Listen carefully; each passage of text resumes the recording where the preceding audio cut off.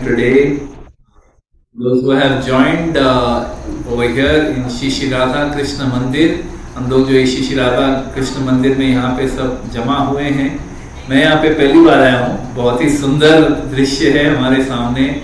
श्री राम दरबार, श्री राम लक्ष्मण हनुमान, राम सीता लक्ष्मण हनुमान, श्री राधा कृष्ण, दत्तात्रेय जी, देवी जी और भगवान शिव जी भी हैं हमारे सामने।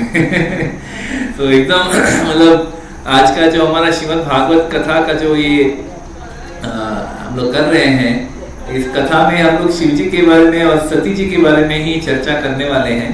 तो ये एकदम परफेक्ट जगह है वैसे देखा जाए तो इस कथा के लिए। तो मैं आरसीएफ के जो भी यहाँ के एम्प्लॉयज़ हैं उनका बहुत आभारी हूँ कि यहाँ पे हमें एक सेवा करने का अवसर मिला है। और यहाँ के जो पंडित जी हैं उनके भी हम लोग आभारी हैं कि उन्होंने मंदिर हमें दिया है यहाँ पे प्रवचन करने के लिए। तो अभी तक हम लोग जो श्रीमद् भागवत का जो चौथा स्कंद है उसका जो चौथा चैप्टर आज से हम लोग शुरू कर रहे हैं। और इसमें जो है ये प्रसंग ऐसे दक्ष प्रसंग कहा जाता है। तो इस प्रसंग में ऐसा हुआ था कि जो दक्ष थे वो एक यज्ञ कर रहे थे, बड़ा महान यज्ञ कर रहे थे। तो जब उस यज्ञ के स्थली में वो एंट्री कर रहे थे, अंदर आ रहे थे, तो वहां के सारे जो लोग थे, सो देवता गण, बड़े बड़े ऋषि गण सब जो थे सब खड़े हो गए। जब दक्ष अंदर आते हैं सिर्फ दो व्यक्ति खड़े नहीं होते, एक है शिव जी और एक है दक्ष के पिता जो है ब्रह्मा जी। तो इसकी वजह से दक्ष बहुत मतलब पीड़ित हो जाते हैं, गुस्से से मतलब भयंकर गुस्से हो जाते हैं, श्राप देते हैं, बहुत बुरा भला कहते हैं शिव जी को और फिर वो यज्ञ छोड़ के चले जाते हैं। फिर उनकी जो ये जो एनमिटी है काफी टाइम तक ये चलते रहती है। और दक्ष जो है उसे ब्रह्मा जी कुछ सेवाएं देते हैं, तो उसकी वजह से वो और भी ज्यादा उनका अहंकार जो है बढ़ जाता है दक्ष का। तो फिर से वो एक यज्ञ का आयोजन करते हैं। तो जब ये दूसरे यज्ञ का आयोजन करते हैं तो शिव जी की जो पत्नी है सती, उसे पता चलता है कि मेरे पिता, अभी दक्ष जो है वो सती के पिता हैं, तो उन्हें पता चलता है कि मेरे पिता ने और एक यज्ञ रखा है। वो देख रही है कि बहुत सारे देवी देवता सब अपने अपने गाड़ियों में जा रहे हैं वहां पे। उनको देखने में बहुत ऐसा अच्छा लग रहा है कि सब जा रहे हैं, हम लोग क्यों नहीं जाए, हमको भी जाना चाहिए। तो वो जो है शिव जी को अनेक कारण देते हैं, अनेक तर्क देते हैं कि क्यों हमें इस यज्ञ में शामिल होना चाहिए। मुझे तो मतलब आपने कम से कम मुझे जाना चाहिए, मतलब वो बहुत सारे तर्क देते हैं। और पिछली बार जब हम लोग ने ये कथा की तो तभी हमने देखा कि शिव जी जो है सती जी को बहुत लॉजिक से यानी तर्क से ही समझाने का प्रयास करते हैं, अच्छे से लॉजिकली उनको समझाने का प्रयास करते हैं कि क्यों आपको नहीं जाना चाहिए। मुझे तो बिल्कुल ही नहीं जाना चाहिए, आपको भी नहीं जाना चाहिए। वो बड़े प्रेम से लेकिन बड़े लॉजिकली उनको समझाने का प्रयास करते हैं। हाँ, वो अलग अलग कारण देते हैं कि एक तो क्या उन्होंने मेरा बहिष्कार किया, दक्ष ने मेरा बहिष्कार किया तो मुझे भी बुरा लगा, तो मैं कैसे जाऊं। फिर कहते हैं कि अगर कोई व्यक्ति बहुत प्राउड है, प्राउड को क्या बोलते हैं, गर्व, बहुत गर्व है उसके अंदर, या तो बहुत गुस्सा है उसके अंदर, तो हमें ऐसे व्यक्ति के घर नहीं जाना चाहिए। जो एकदम गर्व से भरा हो या तो एकदम गुस्से वाला व्यक्ति हो, उनके घर नहीं जाना चाहिए। कोई भी कारण से उनको गुस्सा चढ़ जाएगा और वो बुरा भला बोल देंगे, तो ऐसे व्यक्ति के घर नहीं जाना चाहिए। तो इवन अगर वो हमारा कोई रिश्तेदार हो, लेकिन अगर वो अपने मन में विचलित हैं, जो हमारा रिश्तेदार भी हो लेकिन अगर मन में विचलित हैं, तो उनके घर हमें नहीं जाना चाहिए। तो ये भी बताते हैं।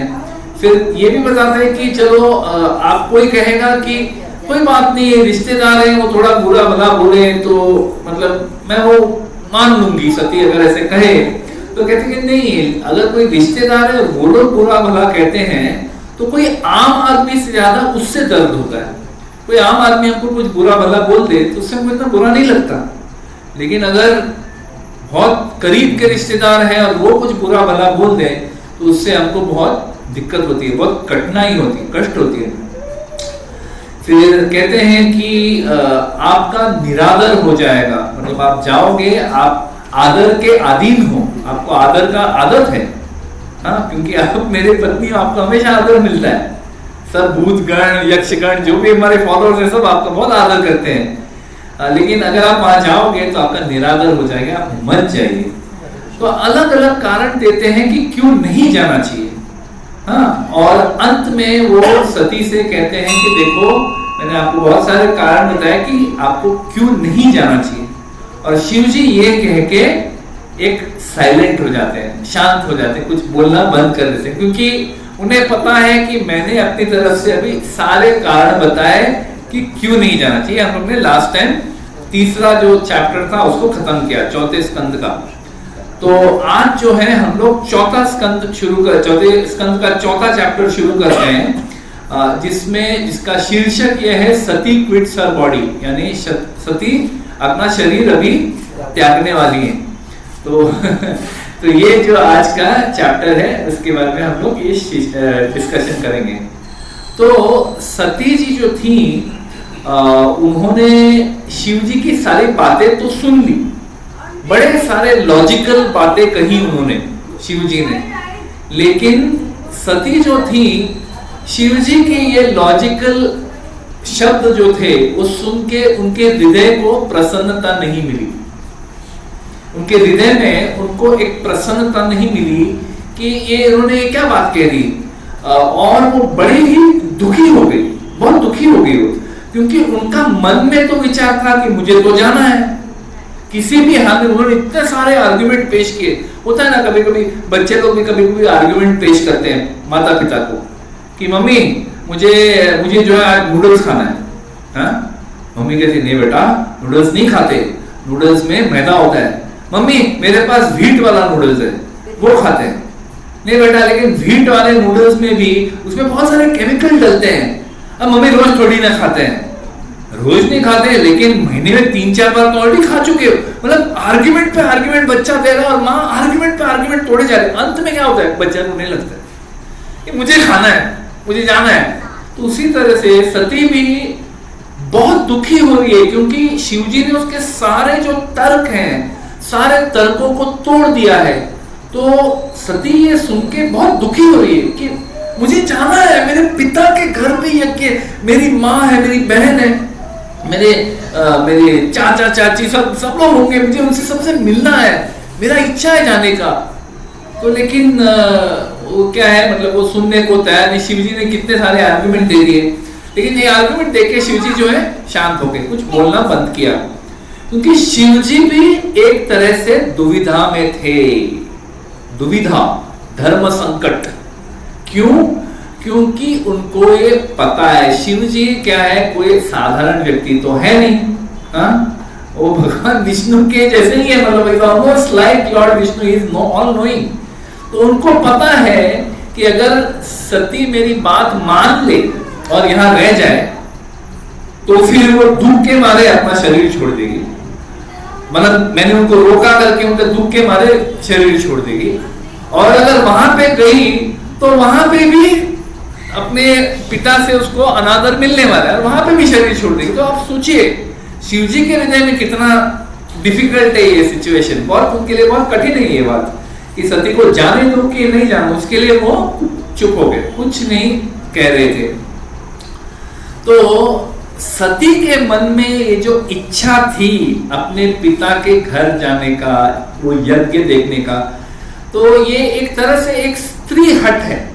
स्त्री हट, स्त्री का हट होता है कि मुझे चाहिए मतलब चाहिए। अभी फिर वो कितना भी आप उनको समझाने का प्रयास करो कि ये तुम्हारे लिए अच्छा नहीं है, ये अभी हम लोग अफोर्ड नहीं कर सकते, ये अभी सही समय नहीं है। हम लोग पहले भी देखा, तीसरे स्कंद में भी देखा था एक स्त्री हट का उदाहरण। कौन सा था? दीति और कश्यप। तो वहां पे भी दीति कश्यप से वो कहती मुझे संभोग करना है, वो तो अभी करें लेकिन ये समय सही नहीं है, ये गलत काल है, तो वो नहीं सुनने को स्त्री हट। यहाँ पे भी मतलब जब भी स्त्री हट का अपने श्रीमद् भागवत में अलग अलग उदाहरण है, ऐसे उदाहरण देखो, उसका अंतिम जो आउटकम बोलते हैं ना, क्या बोलते हैं उसका, परिणाम, जो परिणाम है वो ज्यादा करके गलत ही निकलता है, अच्छा नहीं निकलता है। यहाँ पे उनका स्त्री हट था। तो हमारे श्रीमद् भगवत गीता में एक श्लोक आता है, तो इस श्लोक का इस सिचुएशन के साथ बहुत अच्छा एक कोरिलेशन है। तो वो श्लोक ये है कि ध्यायतो विषयां पुंसां संगस्ते उपजायते संजात संजायते कामात् कामात् क्रोधो भी जायते। तो क्रोधात् भवति सम्मोहात् सम्मोहात् स्मृति विभ्रमात् स्मृति भ्रंशात् बुद्धिनाशो बुद्धिनाशात् प्रणश्यति। तो ये दो श्लोक आते हैं भगवत गीता में। तो ये जो हमारे बलराम शक्ति प्रभु हैं इसका बहुत अच्छा विश्लेषण करते हैं।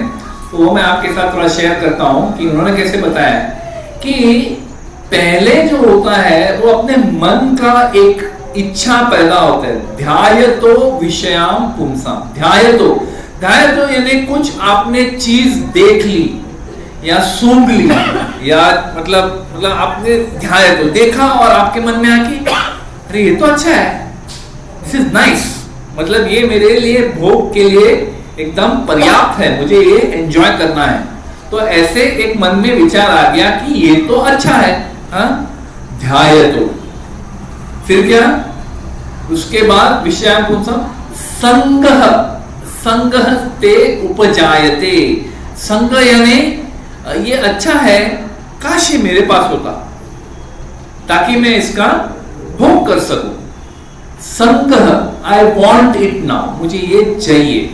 तो इस तरह से संग, तो ध्यायतो से अगर बात रुक गई कि अच्छा है, कितना सुंदर, कितनी सुंदर नारी है, कितना सुंदर नर है, या कितना अच्छा कुछ खाने का चीज कितना अच्छा रखा है, यहाँ पे म्यूजिक कितना अच्छा बज रहा है, वहां तक अगर बात रुक गई ठीक है, मतलब हमारे इंद्रिय हैं और इंद्रिय तृप्ति का कोई भी सब कोई चीज सामने से निकल गया तो एक आकर्षण तो होता है, इट इज नेचुरल, पर बात वहां नहीं रुकती। संगस्ते उपजायते, अपने हृदय में उसका संग मुझे चाहिए, उपजायते से ऊपर आता है, वो ऐसा अंदर से बाहर आता है, उपजायते कि ये काश मेरे पास होता। फिर संगात संजायते कामा, कामा मतलब क्या, मुझे अब ये चाहिए, मतलब इट इज नॉट फ्रॉम ये मेरे पास होता तो बहुत अच्छा होता, लेकिन काम यानी क्या, मुझे ये अभी चाहिए, किसी भी हाल में ये मेरा होना चाहिए, मुझे ये भोग करना है, मतलब करना है, अभी इसमें मुझे कोई चर्चा नहीं चाहिए। तो ऑलरेडी आप देखो जिस सती का जैसा था, पहला कैसा उन्होंने देखा कि सब जा रहे हैं तो उनको अच्छा लगा कि सब जा रहे हैं, हाँ अच्छी बात है। फिर संग कि मैं भी जाना चाहती हूँ मैं भी जा सकती तो कितना अच्छा था ना, तो उन्होंने उसे इतना लॉजिकली एक्सप्लेन किया। लेकिन फिर अंत में वो काम के स्टेज पे आ गए कि आई वॉन्ट इट, मुझे जाना है, आप नहीं जाना चाहो शिव जी तो कोई बात नहीं, मैं अकेली चली जाऊंगी, स्त्री हट, आप मत चलो, मैं जाऊंगी, कोई दिक्कत नहीं है, आप बताओ। तो वहां तक बात पहुंच गई। तो काम में जो है उसमें भी जब काम किसी के मन में आता है कि बहुत स्ट्रॉन्ग डिजायर कि मुझे ये चाहिए, किसी भी हाल में चाहिए, मैं ऐसे छोड़ नहीं सकता, जब कोई व्यक्ति इस पॉइंट तक आ जाता है, मतलब their chair behind if you want, okay, तो उनके मन में जब काम मतलब स्ट्रॉन्ग डिजायर कि मुझे किसी भी हाल में चाहिए, जब ये स्टेज आता है तब इसमें से दो परिणाम पॉसिबल है। एक ये कि आपको मिल जाए, दूसरा ये कि आपको ना मिले। आपको अगर कोई चीज बहुत दिल से चाहोगे मुझे किसी भी हाल में ये चाहिए, तो यही तो हो सकता है कि आपको मिल जाए या तो ना मिले। अभी अगर मिल जाए तो फिर क्या होता है, फिर लोभ पैदा होता है, लोभ, ग्रीड, कि मिल गया अभी और चाहिए और चाहिए और चाहिए। मतलब शिव जी अगर एक बार अलाउ करते कि यज्ञ में जाओ, वहां पे कोई अनहोनी घटना ना घटती, हाँ, तो उनके मन में आता अगले यज्ञ में भी जाएंगे, उसके अगले वाले में भी जाएंगे लोग, फिर वो कभी बंद ना होने वाली बात है। अगर काम का हमारा मन में जो काम है अगर उसकी पूर्ति हो जाए तो हमारे मन में क्या आता है कि और चाहिए और चाहिए और चाहिए, है ना, लोभ। और अगर वो काम की पूर्ति ना हो तो फिर क्या, कामात् क्रोधो अभिजायते, काम नहीं पूर्ण हुआ, मतलब जो आपके मन में तीव्र इच्छा थी कि मुझे ये चाहिए भाई अभी तो तुम कुछ करो मुझे तो ये चाहिए, हाँ, तो तीव्र इच्छा अगर पूरी नहीं हुई तो फिर क्या होता है, उसमें से क्रोधो भी जायते, कि ऐसे कैसे, किसी की हिम्मत कैसे हुई कि मेरे इच्छा को पूर्ति नहीं कर पाए, हाँ, it is very difficult to accept that how dare someone can stop me, मेरा ये मेरा अधिकार है, ये एंजॉय करना मेरा अधिकार है, खबरदार कोई मुझे रोके इसमें से। तो ये बहुत मतलब एक लॉजिकल है, देखो कैसे कृष्ण भगवान ने जो गीता में दिया है, कामात् क्रोधो भी जायते, तो वो क्रोध बन जाता है जब इच्छा की पूर्ति ना हो। तो सती के साथ अभी ये स्टेज पे है, वो she is at this stage जहां पे शिव जी को उन्होंने बहुत सारे तर्क दिए कि क्यों मुझे जाना है, और शिव जी ने उनको उससे भी ज्यादा तर्क दिए कि क्यों आपको नहीं जाना, मत जाओ क्योंकि इसका परिणाम अच्छा नहीं होने वाला, उसने अच्छे से एक्सप्लेन किया। तो अभी वो क्रोधो भी जायते, शी इज एंग्री, और जब गुस्सा आता है क्रोधात् भवति सम्मोहात्, सम्मोहात् का मतलब अभी हम लोग मन के जोन से निकल के बुद्धि के जोन में आ गए। ये सब मन की बातें हैं कि ये मतलब ध्यायतो संगस्ते उपजायते कामः, ये सब मन में हो रहा है। लेकिन अभी जो है मन जो है अगर संतुष्ट नहीं हुआ, मुझे जो चाहिए था मुझे नहीं प्राप्त हो रहा है, तो गुस्सा आया। अभी गुस्सा आया तो अभी अपना इंटेलिजेंस जो बुद्धि जो है, बुद्धि अलग अलग आर्ग्यूमेंट्स फेंकना चालू करता है। तो पहले तो सम्मोह क्या होता है कि एक डिस्क्रिमिनेशन, विवेक बुद्धि जो होती है कि क्या सही है और क्या गलत है, पहले ये चला जाता है कि when we are angry we forget what is right what is wrong, जो सही है क्या गलत है उसकी विवेक बुद्धि चली जाती है जब गुस्से में रहते हैं। तो सम्मोह, फिर सम्मोह स्मृति विभ्रमात्, स्मृति माने मेमोरी, अपनी याददाश्त, तो ये स्मृति विभ्रमात् मतलब क्या, हम लोग ये भूल जाते हैं कि ये तो हमारा मन है, मन तो कुछ ना कुछ मांगते रहेगा, मन तो कभी रुकता नहीं है। ऐसा नहीं कि आप मन में जो है आपका मन बोलता है चलो यार कुछ आज एक पिक्चर देखा जाए, चलो यार आज कुछ बाहर जाके रेस्टोरेंट में खाया जाए, हाँ, तो आपका मन जो मांगता है आपसे, ऐसा तो नहीं है कि आपने मन को दे दिया हाँ चलो ठीक है बाहर जाना ना, चलो यार जाते बाहर, आपने मन को संतुष्ट कर दिया तो मन बोला हाँ बस अभी वापस कभी जिंदगी भर नहीं पूछूंगा। ऐसा नहीं है, अगले दिन फिर से आपको सुझाव आएगा, कल गए थे याद है, मजा आया था कि नहीं, क्या मस्त खाया पिया था, बच्चों को भी अच्छा लगा था, मुझे भी अच्छा लगा था, एक नहीं बहुत महंगा है, बार बार कैसे जा सकते हैं, अरे यार नया साल है, ये एंजॉय करने का समय है, मजे करो, क्या नए साल में कंजूसी करो, जाओ चलो।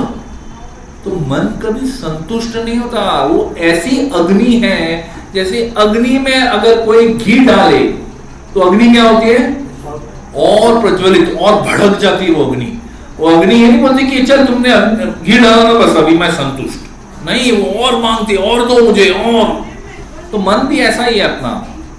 तो स्मृति विभ्रमात् में क्या हो जाता है, हम लोग भूल जाते हैं कि ये मन जो है ये मतलब बहुत जन्मों से और इस जन्म में मेरे प्रैक्टिकली पैदा होते ही मेरा मन में से कुछ ना कुछ मांग रहा है, हाँ? और ये भी ऐसे ही अभी मांग रहा है, मुझे ये नहीं इसको देना चाहिए, ये भूल जाते हैं। स्मृति विभ्रमात्, forgets the mind, and then स्मृति विभ्रमात् स्मृति भ्रंशात् बुद्धि नाशो यानी कि इंटेलिजेंस जो है पूरा खत्म हो जाता है। जो आदमी में निश्चय का जो एक शक्ति रहता है, डिटर्मिनेशन जिसे कहते हैं, निश्चय, हाँ, वो लड़ने का निश्चय, जो मतलब जो शक्ति रहती है ना बोलने के लिए, हाँ, कोई आपके सामने टेम्पटेशन तो ऐसा नहीं है, हम तो कलयुग में रहते हैं, बहुत इधर उधर जाने की जरूरत है, अपने फोन में ही 50,000 टेम्पटेशन है जो हमें ऐसा आकर्षित करते रहते पूरा दिन। आपको कभी शांति से नहीं बैठने देता आपका फोन, कंटिन्यूसली कुछ नोटिफिकेशन आएगा, बेटा देखो ये नोटिफिकेशन आया, देखो व्हाट्सएप आपको मैसेज आया, देखो फेसबुक पे आपने जो पोस्ट किया था फोटो, देखो उसके ऊपर लाइक आए हैं, किसी ने कमेंट भी किया है, क्या कमेंट किया है। मतलब आपका मन जो है आपको घसीटते ले जाएगा कंटिन्यूअस, है ना।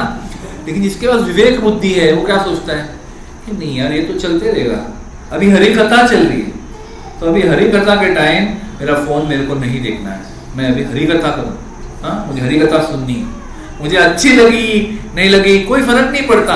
क्या ना, ठंडी में अगर आप कोई ठंडी में कहीं वाटरफॉल में गए हो कोई यहाँ पे, हाँ, नहीं ना, उतनी हिम्मत नहीं होती किसी की जाए, लेकिन अगर ठंडी में आप वाटरफॉल में जाएंगे, हाँ, तो इतना ठंडा रहता है वो, इतना ठंडा कि आप वहां जा ही नहीं पाएंगे, यू नॉट एबल टू गो।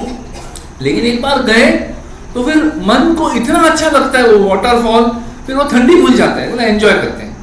तो अगर आप गलत काम कर रहे हो, आपको पता है ये गलत है, ये मेरे लिए अच्छा नहीं है, मेरे सेहत के लिए अच्छा नहीं है, मेरे बुद्धि के लिए अच्छा नहीं है, मेरे जो फैमिली के रिश्ते हैं उसके लिए अच्छा नहीं है, मेरे सोसाइटी में जो पोजीशन है उसके लिए अच्छा नहीं, कोई चीज के लिए अच्छा नहीं है, लेकिन मेरा मन कह रहा है कि चल बेटा एक बार एंजॉय कर ले, कोई देख नहीं रहा है, मजे कर ले, हाँ, माइंड ऐसा बता रहा है अपने को।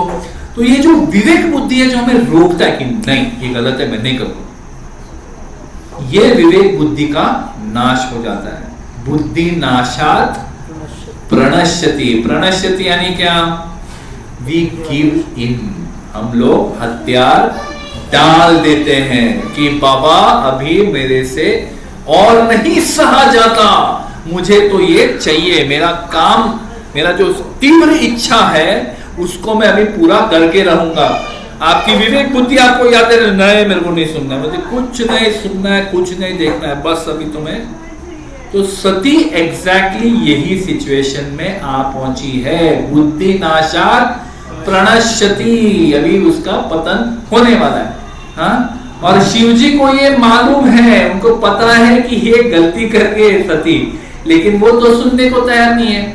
तो जब कोई, श्री प्रभुपाद बताते हैं कि तात्पर्य में कि अगर कोई औरत है और उनको कोई चीज चाहिए और उनको नहीं मिल रही, लॉजिकली एक्सप्लेन किया नहीं मिल रहा है, इमोशनली एक्सप्लेन किया नहीं मिल रहा है, तो वो क्या करने लगती है, अंत में रोने लगती है, उनका वो आखिरी हथियार है, वो रोने लगती है और बड़े गुस्से से, बड़े क्रोध से वो शिव जी को देखने लगती है कि आपकी वजह से मैं नहीं जा पा रही हूं मेरे पिता के घर, मेरे मायके नहीं जा पा रही हूं, मुझे जाना था लेकिन आपने मुझे रोक रखा है।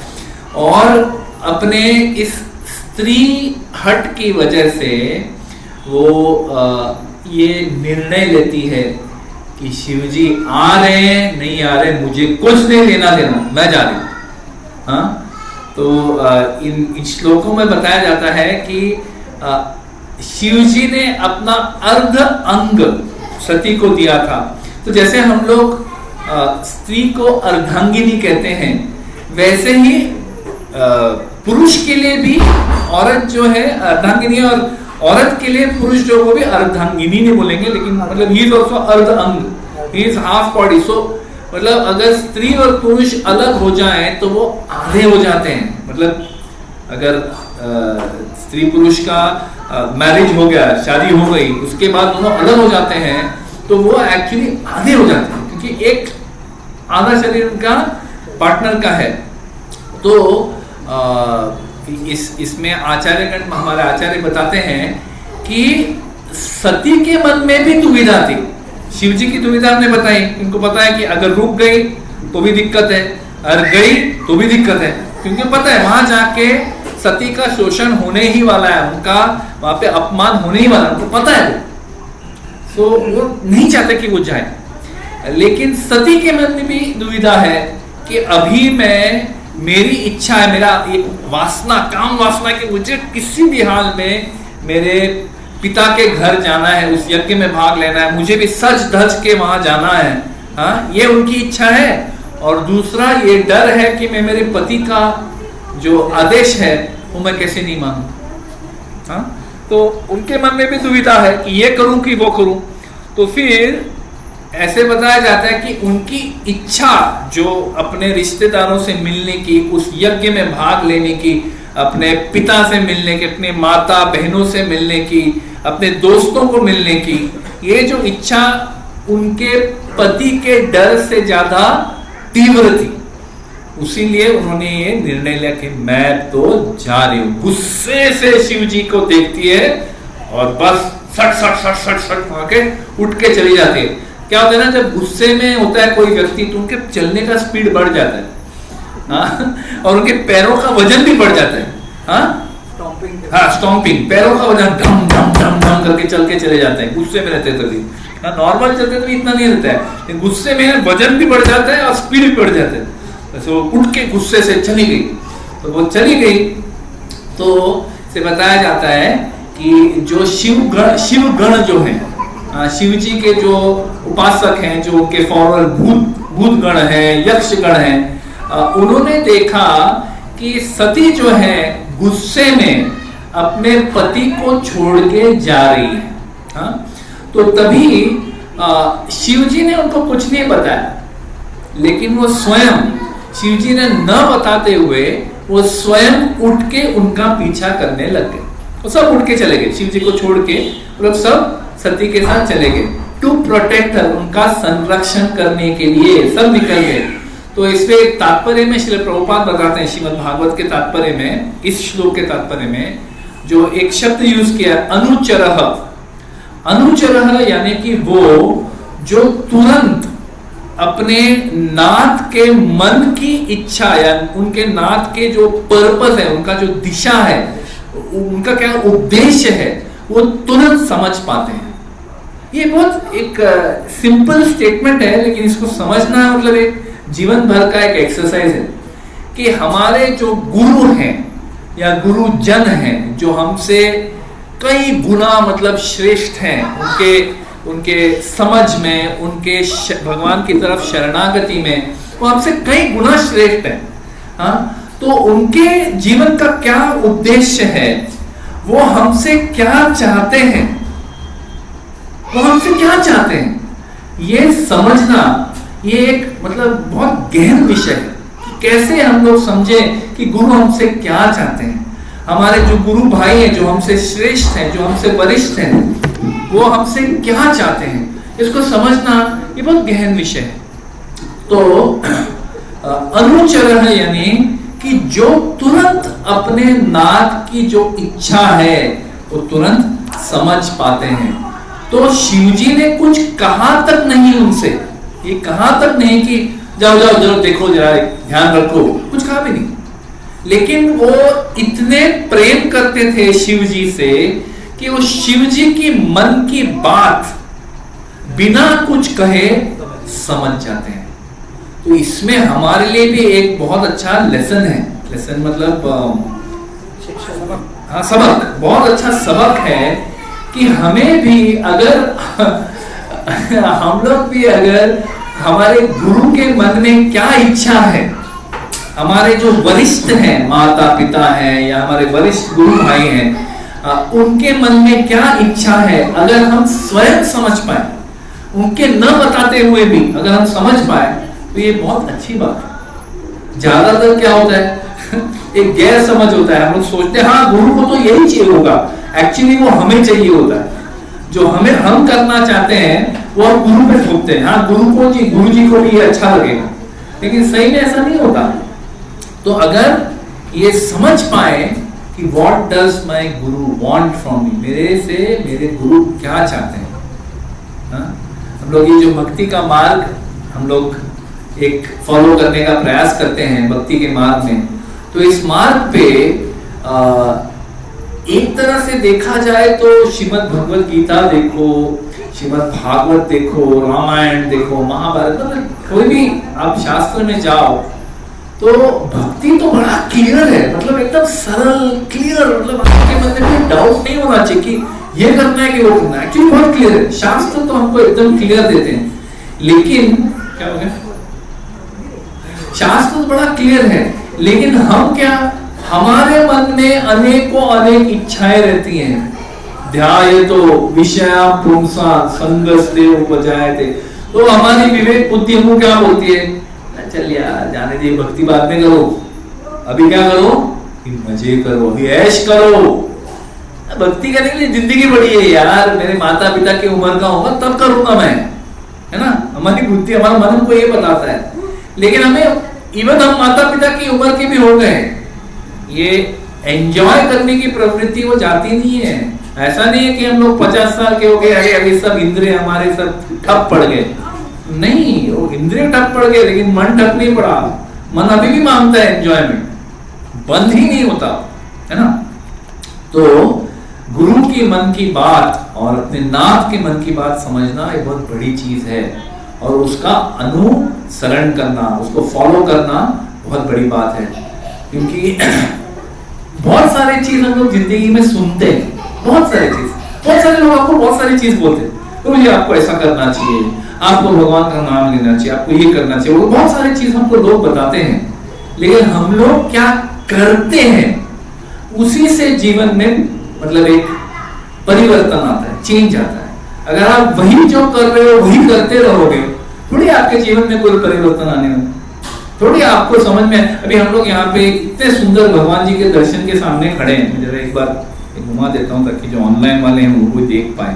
इतना सुंदर यहाँ पे दर्शन है, देखो, राम दरबार है, राधा कृष्ण है, दत्तात्रेय जी है, देवी जी है, वहाँ पे पीछे शिव जी भी है, इतने सुंदर यहाँ पे दर्शन है। यहाँ पे अपने गणेश जी हैं, और यहाँ पे हनुमान जी है, तो we are surrounded on all sides, चारों ओर पे चारों खाने चित, कुछ अपने को यहाँ देखने का एक्चुअली कोई कारण ही नहीं है, जरूरत ही नहीं है, लेकिन फिर भी हमारा मन जो है नहीं मानता कि ठीक है ना यार, क्या यार ये सब भक्ति होती है, सब थोड़ी अपना ये इम्पोर्टेंट है, बाद में भी कर सकते हैं, है ना।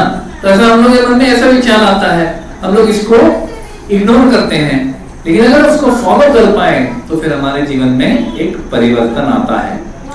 तो फिर छठा जो इसमें श्लोक आता है, सिक्स्थ वर्स 4.4.6, ये श्लोक का जो तात्पर्य श्रील प्रभुपाद ने लिखा है ये बहुत सुंदर है। इसके पहले जरा सा एक बताता हूँ डिटेल क्या है, कि ये जो शिव जी के फॉलोअर थे वो सती के साथ निकल गए और उसके साथ सती का जो खिलौना था, उनका एक पेट पैरेट था, वो उनके ऊपर एक छतरी, पूरा एकदम बैंड बाजे के साथ वो लोग निकल गए सती के साथ, क्योंकि वो मालूम है कि उनका मन, सती बहुत छोटी थी, उम्र की बहुत छोटी थी, शी वाज वेरी यंग, तो उनके मन में इच्छा थी पिता के यहाँ जाना है। अभी बच्चों को बहुत ज्यादा लॉजिक चलता नहीं है, आप कितना भी लॉजिक दो उनको नहीं समझ में आता है, तो जो करना है वही करेंगे, तो सती वही करेंगे, निकल गई। अभी निकल गई तो उनके संरक्षण के लिए या उनके मनोरंजन के लिए सारे जो भूतगण यक्षगण सब साथ में निकल गए, उनके प्रोटेक्शन के लिए सब लोग निकल गए। तो बहुत सारी चीज उसको खुश करने के लिए बहुत सारी चीज साथ में लेके गए। अभी जब वो जा रही थी,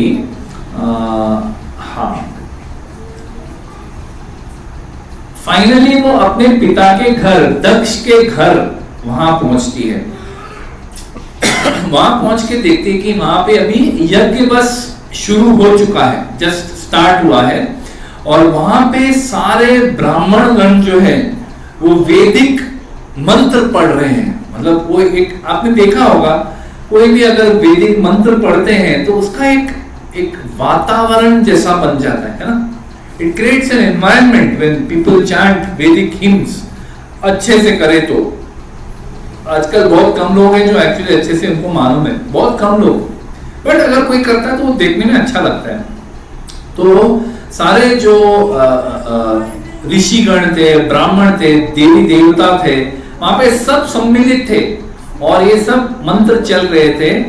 और ट्रांसलेशन में बताया जाता है there were many sacrificial animals, यानी बलि के पशु भी वहां पे थे। हाँ, और बहुत सारे सामग्री वहां पे रखे थे यज्ञ के लिए। ओके, तो अभी इसके बारे में श्रील प्रभुपाद तात्पर्य में क्या बताते हैं?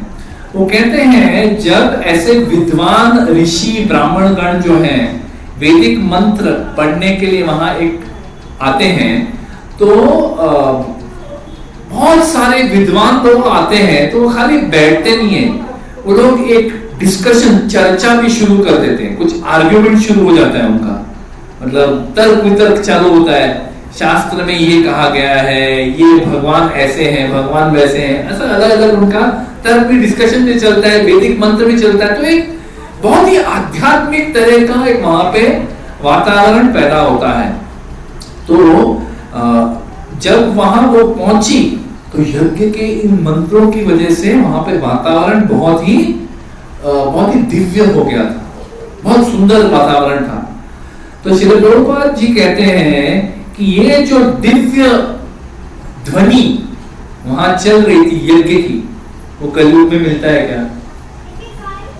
कलयुग में वो कहते हैं कि ये जो दिव्य ध्वनि है, इसको बड़ा सिंप्लीफाई करके हमारे आचार्यों ने और भगवान स्वयं उन्होंने कलयुग के लिए ये मंत्र दिया है, हरे कृष्णा कृष्णा कृष्णा हरे हरे, हरे राम राम राम हरे हरे।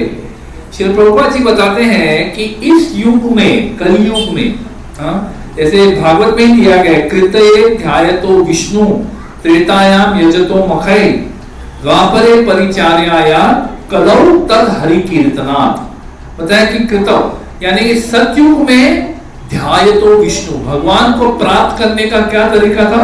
ध्यायतो विष्णु, भगवान विष्णु के ऊपर बैठ के सालों साल ध्यान करना, अपने सारे इंद्रियों को अंदर खींच लेना और भगवान विष्णु जो हृदय में परमात्मा के रूप में वास करते हैं उनके ऊपर ध्यान करना, ध्यायतो विष्णु। कलयुग में प्रैक्टिकली नहीं है, यहाँ पे मतलब एक फॉरेस्ट में जाके बैठने का पॉसिबल ही नहीं है। त्रेतायाम यजतो मखै, त्रेता युग में जहां भगवान श्री रामचंद्र आए उस युग में यजतो मखै यानी यज्ञ करना, ये प्रोसेस था। हाँ, तो उसी यज्ञ का यहाँ पे उल्लेख हो रहा है कि यज्ञ हो रहा है। लेकिन यज्ञ करने के लिए क्या लगता है? ब्राह्मण लगते हैं जो यज्ञ के मंत्र जानते हैं। हाँ, और बहुत अलग अलग, ऐसा नहीं कि एक ही ब्राह्मण सब कुछ करेगा। हाँ, एक होता है अध्वर्यु, एक होता है अग्निहोत्री, अलग अलग टाइप के ब्राह्मण होते हैं जिनका अलग अलग स्पेशलाइजेशन है। जैसे कि डॉक्टर में स्पेशलाइजेशन होता है कि आप हड्डी के डॉक्टर के पास गए और बोले कि मेरा कान दुख रहा है, जरा उसका भी कुछ बता दो ना, वो मेरे पास बताना, वो अलग। वैसे अलग अलग स्पेशलाइजेशन ब्राह्मणों के, जिनका कोई जो है सिर्फ यज्ञ की सामग्री जमा करता है, कोई मंत्र पढ़ता है, कोई अग्नि शुरू करता है, तो अलग अलग होते हैं।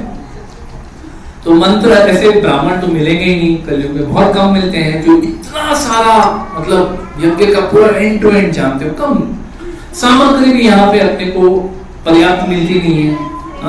घी में मिलावट, लकड़ी में मिलावट, सब्जी में मिलावट, हल्दी में मिलावट, हल्दी में मिलावट। जय हो पंडित जी, हरे कृष्ण। तो ऐसा इसलिए यज्ञ करना बड़ा कठिन है।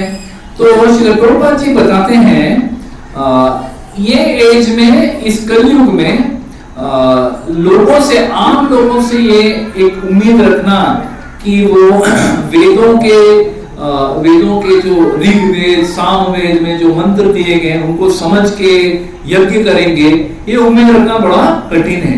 हाँ, तो उसीलिए चैतन्य महाप्रभु, भगवान श्री चैतन्य महाप्रभु जो कृष्ण भगवान है, जो कलयुग के इस एक लुप्त रूप में आए थे, वो जो है वो बताते हैं कि कलयुग में यज्ञ संकीर्तन प्राय यजंती ही सुमेधशा। श्रीमद् भागवत में कहा गया है कि जो कलयुग में जो संकीर्तन करते हैं, भगवान श्री हरि के नाम का संकीर्तन करते, सब साथ में आके ऐसे भगवान का नाम लेते हैं, हरे कृष्णा कृष्णा कृष्णा हरे हरे, हरे राम राम राम हरे।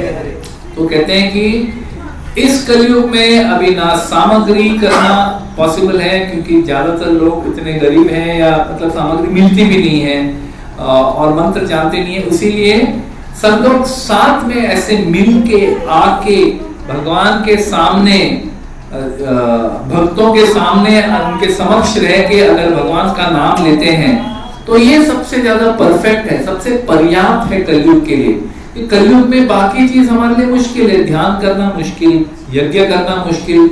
मंदिर में अभी सेवा प्रभु जी कर रहे हैं, यहाँ पे पंडित जी हमारे यहाँ पे सेवा कर रहे हैं, लेकिन आम आदमी को बोलो कि आप आओ रोज भगवान की ड्रेसिंग आप करो, माला बनाओ, हाँ आम आदमी नहीं कर पाता, मुश्किल है। अगर एकदम मन में तीव्र इच्छा है भगवान की सेवा करने की, ऐसा ही व्यक्ति कर सकता है, कोई आम आदमी नहीं कर सकता है। इसीलिए कलो तद हरि कीर्तनात्, भगवान के नाम का कीर्तन इस कलयुग में इसीलिए बताया गया है। हरे नाम एव केवलम कलौ न अस्त्येव गतिर् अन्यथा। कलयुग में बताया गया है कि हरि का नाम एव केवलम कलौ, ये कलयुग में कलौ न अस्त्येव, और कोई तरीका नहीं, ऐसा बताया गया। और दूसरा तात्पर्य में श्री प्रभुपाद और एक पॉइंट बताते हैं कि यहाँ पे लिखा है कि कुछ पशु थे जिनका सैक्रिफाइस होने वाला था इस यज्ञ में, तो कोई तुरंत उसका मतलब निकालेगा, अच्छा पशुओं का मतलब मीट ईटिंग अलाउड था, तभी मतलब मांस खाना अलाउड था, ऐसा तुरंत कोई उसका एक मीनिंग निकाल सकता है। तो श्री प्रभुपाद जी बड़ा क्लियर करते हैं, तो कहते हैं ये जो पशु यहाँ रखे गए थे यज्ञ के लिए, इसका मतलब ये नहीं कि उनका संहार होने वाला था, ये कोई मतलब क्या बोलते हैं स्लॉटर हाउस नहीं है देवनाथ में जैसा स्लॉटर हाउस जहाँ पे पशुओं को काट के बेचा जाता है, ये ऐसा नहीं था। यहाँ पे कैसा होता था, जो महान वहां पे ऋषि मुनि जो जमा हुए थे, जो यज्ञ कर रहे थे, वो मंत्र पढ़ के जो पशु जिसका शरीर बहुत बूढ़ा हो चला था, उस पशु का उस यज्ञ में अगर उसको ऑफर किया जाता है, उस पशु को फिर से नया शरीर मिलता है।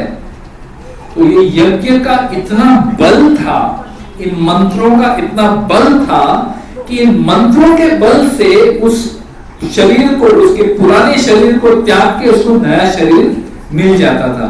तो इस तरह से यहाँ पे यज्ञ होते थे, ऐसा नहीं कि भाई यज्ञ का चलो अभी सब लोग मिलके इसको काट के खा जाओ, नहीं, उस पशु को फिर से नया शरीर दिया जाता था। तो ये क्लैरिफिकेशन श्रील प्रभुपाद जी देते हैं। तो हाँ, तो जब सती वहां पहुंची उस सभा में, उस यज्ञ के सभा में वहां पहुंची, तो उनकी माँ जो थी, सती की माँ जो थी, उसकी जो कितने बहनें, 16 बहनें, हाँ नहीं, she had 15 sisters, she is the 16th, 16 total 16 बहन थे, उस सबसे छोटी थी सती। तो सबसे छोटी तो सबका प्यार उसके लिए ज्यादा होता है, तो सब जो उसकी माँ, उसकी बहनें, उसकी मतलब जो आंट थे, सब लोग आ गए वहां पे, सब जमा हो गए और उसको बड़े प्रेम से आलिंगन करके, सती का मतलब अपने आंखों से अश्रु बहा के बड़े प्रेम से सती का उन्होंने आलिंगन करके उसका वेलकम किया, उनका स्वागत किया। लेकिन हाँ, बाकी जो वहां पे जितने भी यज्ञ में जितने भी लोग थे, किसी ने सती को एक्नॉलेज भी नहीं किया, मतलब वो आई है करके ऐसा मतलब अपना उसकी तरफ सर भी मोड़ के नहीं देखा, पश्यन अपि न पश्यति, देखा है लेकिन अनदेखा कर दिया। ऐसे कोई कोई लोग करते हैं ना, कोई सामने से आ रहा है, उनको देखते हैं लेकिन वो दिखा दे कि मैं देखा ही नहीं आपको, जाओ। हाँ, तो ऐसे लोगों ने किया। तो इन्होंने ऐसा क्यों किया? तो ऐसे बताया जाता है कि जो यज्ञ चल रहा था वहां पे बहुत सारे जो देवी देवता गण जो थे, फिर जो वहां पे जो सब ब्राह्मण थे, ऋषि थे, वो लोग सब दक्ष के डर से दक्ष के डर से उन्होंने अपना मुंह ही नहीं खोला। वो लोग चाहते थे कि अरे सती आई है, शिव जी की अर्धांगिनी है, तो मतलब शिव जी को सब मानते थे। हाँ, लेकिन दक्ष ने पिछली बार यज्ञ में इतना बवाल मचा दिया कि उसके बाद सब डर रहे, बाबा मैं मूल्य करेगा, मुझे भी श्राप दे देगा ये। हाँ, तो किसी ने मुंह नहीं खोला, सब जो है अपने हृदय को कठोर करके, किसी ने कुछ कहा नहीं। लेकिन उनकी माता, सती की माता, उनकी बहन जो थे, उनका हृदय नरम था, और वो जो है दक्ष से नहीं डरते थे, वो लोग नहीं डरते थे, इसीलिए वो लोग ने उसका आलिंगन कर लिया। तो ये भी हम यही देखते हैं, जैसे कि सती के मन में विचार आया कि एक तरफ मेरी इच्छा है कि मैं जाऊं, और दूसरी तरफ पति का डर, लेकिन उनके इमोशंस उनके बुद्धि के ऊपर चढ़ गए, और उन्हें पति का डर वैसे बाजू में रख दिया और बोला कि मैं तो जा रही हूं। उसी तरह से यहाँ पे भी ये जो स्त्री थे वहां पे, उनकी माँ बहन वगैरह जो थे, उनके मन में भी एक तरह से दक्ष का डर रहेगा, क्योंकि दक्ष में कोई नहीं देखेगा, कोई नहीं उसको वेलकम करेगा, उसका स्वागत कोई नहीं करेगा। हाँ, लेकिन वो डर था, लेकिन साथ ही साथ प्रेम जो था अपनी बेटी के लिए, वो डर को वाले ने हट, मैं तो एक्सेप्ट करूंगी। तो श्री प्रभुपाद बताते हैं कि जो औरत जाति है उनका हृदय थोड़ा कोमल होता है, सॉफ्ट होता है, नरम होता है, लेकिन जो पुरुष जाति है थोड़ा उनका हृदय जो है थोड़ा कठोर होता है। मतलब अभी हम जनरलाइज नहीं कर सकते, कोई पुरुष बोलेंगे ये मेरा तो हृदय बहुत नरम है, आप ऐसे कैसे बोल सकते हो, ये जनरलाइज नहीं कर सकते, बट दिस इज द ये। तो जब उन्होंने देखा कि मेरी माँ और बहन जो है मेरा स्वागत कर रहे हैं, और बाकी यज्ञ में जितने भी लोग हैं कोई भी देख भी नहीं रहा। हाँ, तो बेटी किसकी है? दक्ष की बेटी है। दक्ष के साथ क्या हुआ था? दक्ष को भी गुस्सा आया कि सब लोग स्वागत कर रहे हैं, खाली शिव जी नहीं कर रहे। उनका उल्टा था, सब लोग स्वागत कर रहे, सिर्फ एक ने नहीं किया, तो उनको गुस्सा चढ़ा। यहाँ पे किसी ने स्वागत नहीं किया, सिर्फ माँ और बहनों ने किया। हाँ, तो बहुत गुस्सा है। हाँ, तो श्री प्रभुपाद बताते हैं कि ये जो भौतिक जगत है ये इतना पॉल्यूटेड है, मतलब पॉल्यूटेड क्या बोले, दूषित। ये यहाँ का वातावरण इतना दूषित है कि बस जरा सी बात पे भी, हाँ, हमारा जो प्रेम संबंध है किसी के साथ, जरा सी बात पे वो तुरंत टूट जाता है, तुरंत।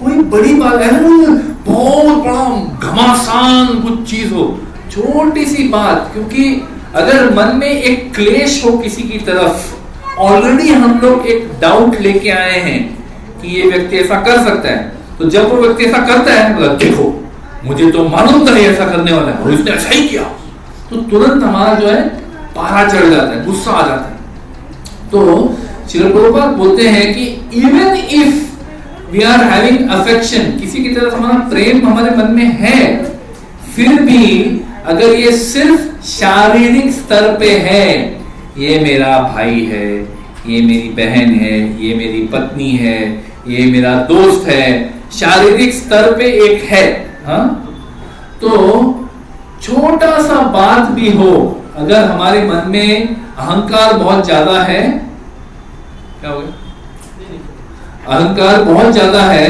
तो अहंकार की वजह से छोटी छोटी बातों पे लड़ाइयां छिड़ जाती हैं। ऐसा क्यों देख रहा है मेरे को? क्या दोस्त तो कुछ भी बोल सकते हैं क्या? हाँ, पति हूं मैं, सब सुन के रहता हूं, तू कुछ भी बोल सकती है। अरे तू, मैं पत्नी हूं, मैं सुन के रहती हूं, तू कुछ भी बोल सकता है। हाँ, तुरंत एकदम ईगो चढ़ जाता है। तो श्री प्रभुपाद एक इंपॉर्टेंट पॉइंट बोल रहे हैं कि अगर हमारा सारा, मतलब सारे जो रिश्ते हैं हमारे, अगर वो सिर्फ और सिर्फ एक शारीरिक स्तर पे, भौतिक स्तर पे है वो रिश्ते, तो रिश्ते टिकते नहीं है, जरा सी बात पे वो ओझल हो जाते हैं। लेकिन अगर हमारा रिश्ता जो है वो भगवान को केंद्रित करके वो रिश्ता बनता है, we keep Shri Radha Krishna, we keep Shri Ram Sita Lakshman in centre, अपने जीवन के केंद्र बिंदु को हम लोग भगवान बना के भगवान की सेवा को अपने जीवन का केंद्र बिंदु बना के अगर हम लोग जीवित रहते हैं, जीवन व्यतीत करते हैं, लड़ाई हो भी जाए, लड़ाई तो होते ही है, दो नेचर अलग अलग है, लड़ाई तो हो जाती है, लेकिन अगर भगवान को हम बीच में रख के करें तो क्या होता है, कुछ ही पलों में हमको समझ जाता है, अरे हमारी सेवा में यहाँ पे कुछ विलंब आ रहा है, सेवा में बाधा आ रही है, क्योंकि हम लोग दोनों लड़ रहे हैं। तो हम लोग क्या सोचते हैं, भगवान की सेवा बढ़ी या हमारी लड़ाई बढ़ी, कौन बढ़ा? भगवान की सेवा। तो हमारी लड़ाई को छोड़ो, बाजू में रखो, सॉरी बोल के हम लोग आगे बढ़ सकते हैं। लेकिन अगर भगवान है नहीं बीच में, कोई है ही नहीं बीच में, सिर्फ दोनों का अहंकार बीच में है, मेरा अहंकार बढ़ा तो मेरा कोई कम है, मेरा भी अहंकार बढ़ा, फिर लड़ाई कभी खत्म ही नहीं होती। तो इसमें बहुत सुंदर श्रील प्रभुपाद जी बता रहे हैं कि अगर हमारे रिश्ते सिर्फ भौतिक शारीरिक स्तर पे हैं तो आसानी से टूट सकते हैं। हाँ, तो सती ये देखती है कि कोई आ नहीं रहा है मेरी स्वागत करने के, तो वो गुस्सा हो जाती है। दूसरी बात वो देखती है, विल एंड विद दिस, दूसरी बात ये देखती है कि यज्ञ में जो ऑब्लेशन जो बोलते हैं ना, क्या बोलते हैं उसको, आहुति, जो आहुति दे रहे हैं, सारे देवी देवता गण सबके नाम से आहुति जारी, सिर्फ शिव जी के नाम से आहुति नहीं जारी। तो ये देख के मतलब उसे और ही, मतलब उसे अपने आप के लिए इतना बुरा नहीं लग रहा था। वो अपने पिता के घर, उसको मालूम था कि पिता के घर आऊंगे थोड़ा तो अपमान होने वाला है, उसको मालूम था। मतलब पिता ने अभी तक इनवाइट भी नहीं किया, फिर भी मैं आ गई, उनको मालूम था। लेकिन वो देखना चाहती थी कि एटलीस्ट मेरे पति का तो सम्मान हो रहा है ना, मेरा सम्मान हो ना हो कोई बात, पति का तो सम्मान होना चाहिए।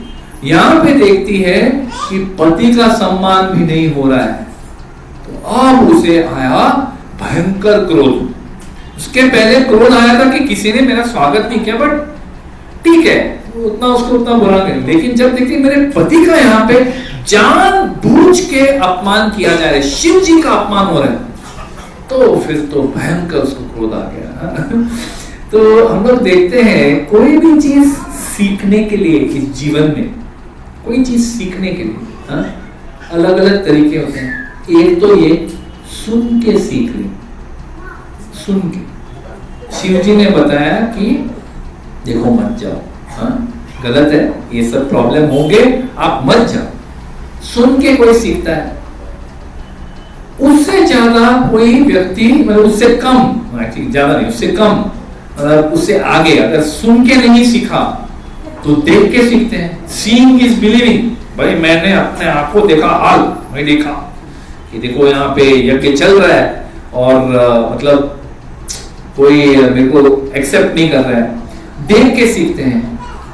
उससे भी कम देख के भी नहीं सीखते, अनुभव से सीखते हैं। मेरे को अनुभव हुआ तो भी मानो, मैं तो मैं नहीं मानता।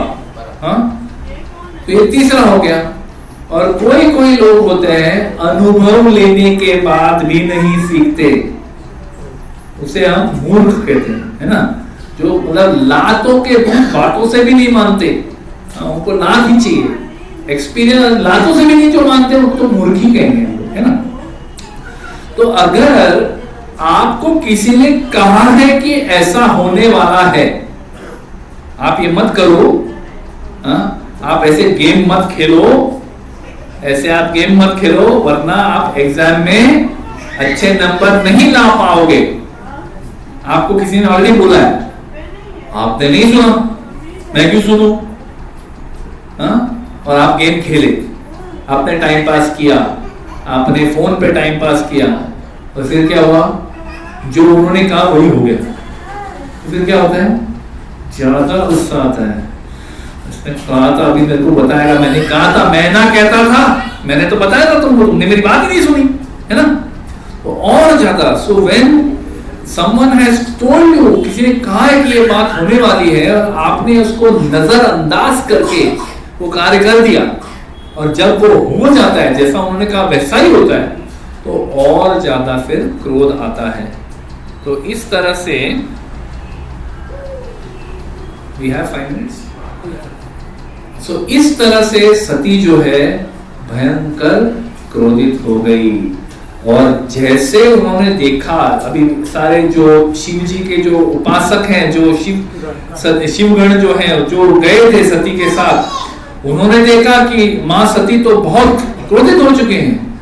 तो वो तो ऐसे तैयार हो गए कि अभी दक्ष को या तो मारे या तो खत्म कर दें, मतलब थोड़ा मार के छोड़ दें या तो उनको खत्म कर दें, वो तो तैयार थे।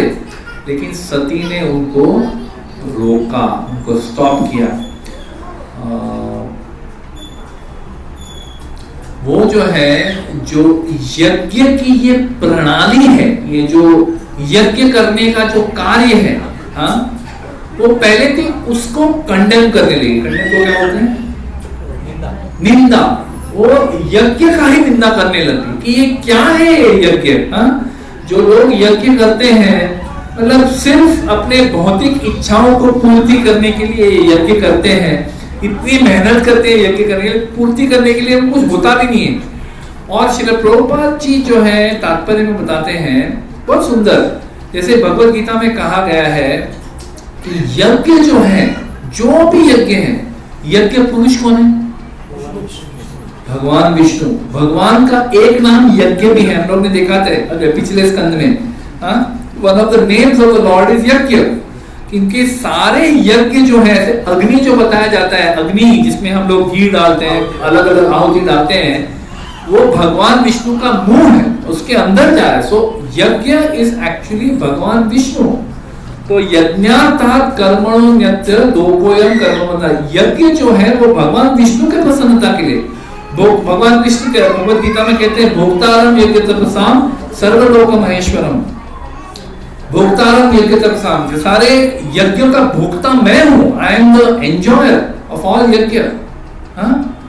तो अगर यज्ञ जो है, अगर सिर्फ भौतिक इच्छाओं को पूर्ति करने के लिए किया जा रहा है, तो ये समय की it's a waste of time, the waste of time.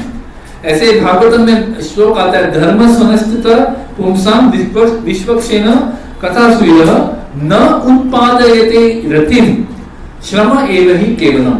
यानी कि अगर आप यज्ञ कर रहे हो और उस यज्ञ से भगवान विष्णु के मन में, भगवान विष्णु की तरफ आपके मन में रति यानी प्रेम, न उत्पादयते रतिम, यानी वो यज्ञ करने की वजह से आपके मन में भगवान विष्णु के लिए प्रेम जागृत नहीं हुआ, तो क्या है वो? श्रम एव ही केवलम। ये श्रम है, आपने बहुत मेहनत की, कोई फायदा नहीं, इट इज नो यूज। हाँ, आपको कुछ भौतिक चीज मिल भी गई, वो तो वैसे ही क्षणिक है, वो ऐसे निकल जाएगा, क्या करेगा? इट इज टेम्पोररी, निकल जाए।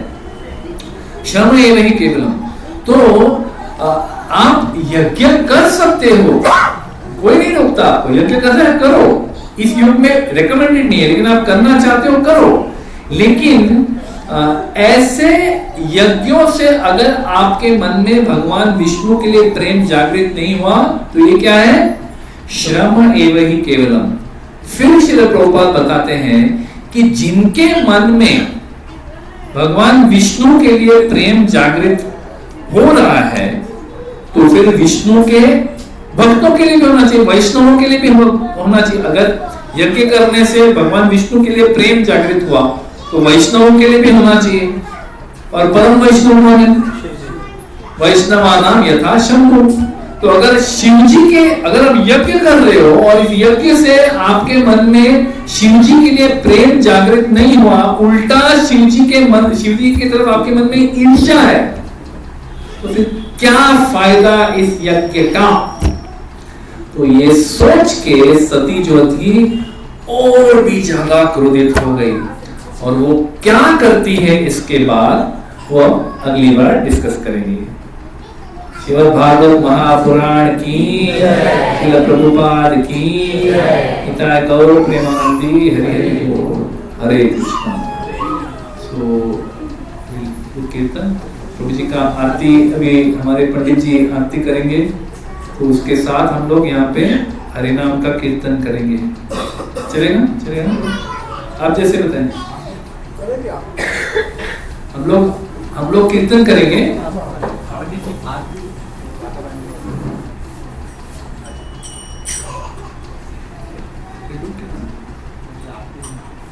पहले लेट हिम स्टार्ट ना।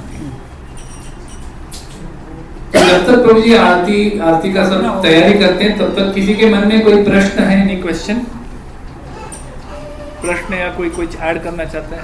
जी हमने जस्ट कथा में सुना, एक तो स्त्री हट और अनुचर, दो हम लोग एक्चुअली राम दरबार में है, तो एक और स्त्री हट का जो परफेक्ट एग्जाम्पल आता है कई मदर के कि भगवान हम लोग दशरथ महाराज उनको समझाने का बहुत तरह से प्रयास करते हैं, and she has so much love for Ram, मगर क्योंकि उनका मन प्रदूषित हो गया मंत्र की वजह से, तो she is not listening to any argument.